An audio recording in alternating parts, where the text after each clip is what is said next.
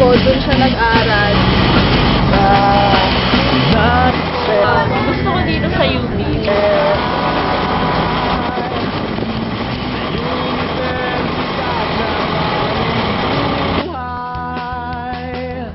Ikaw pa rin ang binabalikan, di pa rin malilimutan. Ikaw ang namin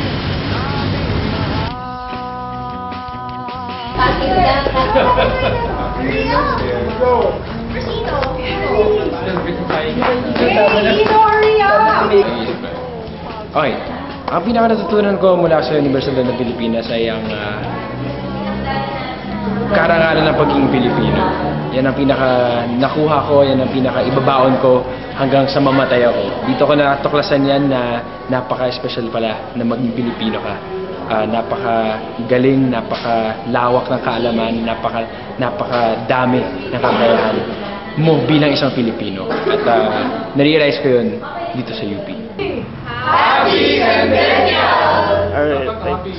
Our children are me, Menchi, Chicho's not here, Jojo, Oji, and our children are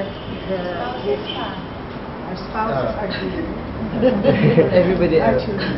Alright. But so you can see So, three generations here. 2, 3. UP ang galing mo! Mali, UP ang galing namin.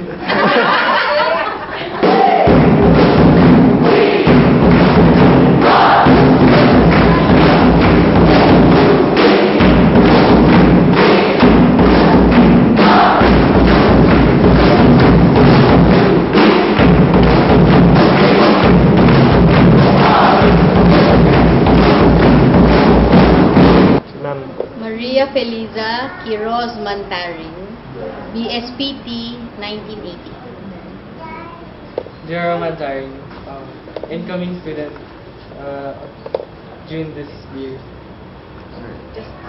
Just past. Yes, guys, just passed. Wow.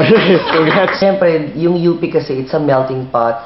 So, di ba parang lahat ng mga klase ng mga estudyante nandito from different walks of life, tapos galing sa iba't ibang lugar. Merong mga galing sa probinsya, merong mga galing sa, hindi ko alam kung tama yung salita na etniko, o siguro hindi naman.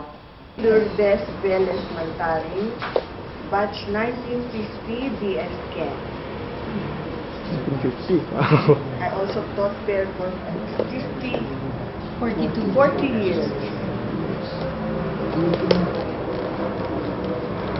Sir, Jacinto Mantaring Jr., BS Chem 1951. That's where my husband met me. That's where my wife met me. That's where we all met.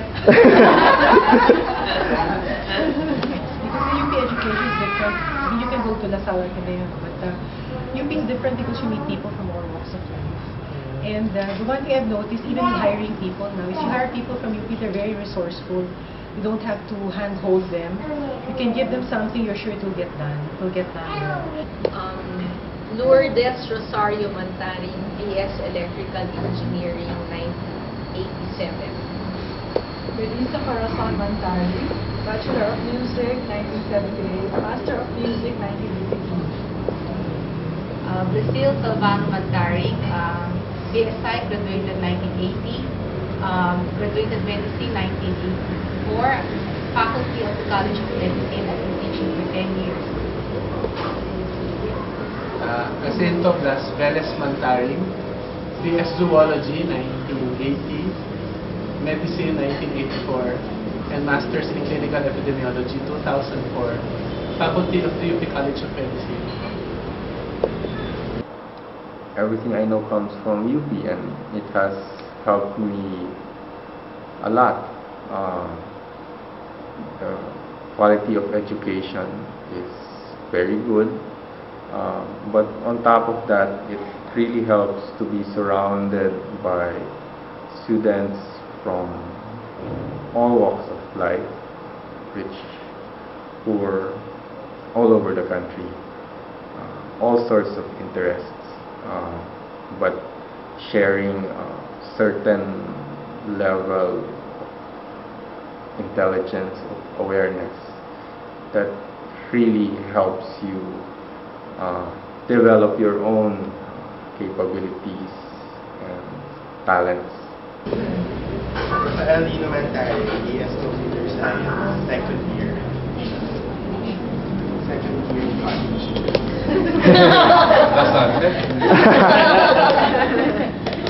Gregorio Skinker Ravasio Mantari, BS Industrial Engineering, currently 4th year. Rizalina Herbacio Mantari, BS Electrical Engineering, 1982. And my husband is Rafael Nestor Mantari. He's not here. BS Electrical Engineering, 1970. Faculty. And Faculty of Engineering until 1992, he was the chair. Wow. Ayun, dahil sa naging malaya ako rito, at nakilala ko kung ano yung ako, na-discover ko kung ano yung mga weaknesses ko at kung ano yung strengths ko. So basically, ayun yung nadala ko sa trabaho ko dahil ayun yung naging kapangyarihan ko. Ayun yung naging sandata ko para makasurvive ako sa real world. And Luvinia Elena Mantaring Lapid, Bachelor of Arts in Sociology, batch 1975. Miguel Angelo Salvano Mantaring, Bachelor of Arts in Psychology, first year. Christina Marian Herbacio Mantaring, BS Computer Engineering, currently in 4th year. Dito sa UP, hindi ka naman makakalaro pag hindi ka nag-aaral. So, tingin ko, pag sinabi nilang taga-UP ka, both academics at saka as a varsity player, dapat kaya mong pagsabayin. So, siguro naka-influence yun sa mga nag-scout sa PBA. Danilo Lapid, AB Sociology, 1976. Faculty until 1980. Regina Lapid Juan, BS Psych, batch 2002. Michael Juan, second year doctor in public health. Norman Mantaring Lapid, BSIE 2004, MSIE 2007, while teaching in the Faculty of Industrial Engineering. My twin brother graduated BS MBB 2003, graduated Master of Science in MBB 2004 also, and he was also on the faculty. Right. Jesus Deles Mantaring, BS Mechanical Engineering 1984, and then Master's in Business Administration 2004, and part-time lecturer in UP Pampanga. Studying in UP, well, I discovered what I was really good at, and what I could be good at, and what I could develop. I have 3 courses. The first one was HRA, and so, but by having been enrolled here under the program, I wouldn't have joined. If not for that, I wouldn't have joined the UP Concert course and discovered that I had actually a talent that I could develop better. And so it's the opportunities that this university provides for us, not just with the academic curriculum, but with the co-curricular and extracurricular activities. And that's what helped me discover my talents and develop it and find out that I'm really pala good in the field of music.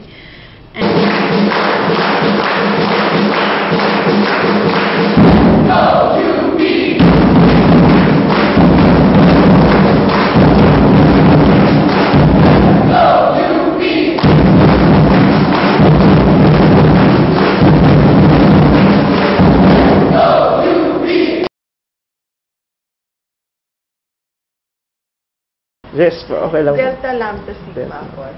Siya, the infamous Beta Sigma. Beta Sigma. One of my memories about UP, especially when I was a freshman and sophomore, was I was tambay sa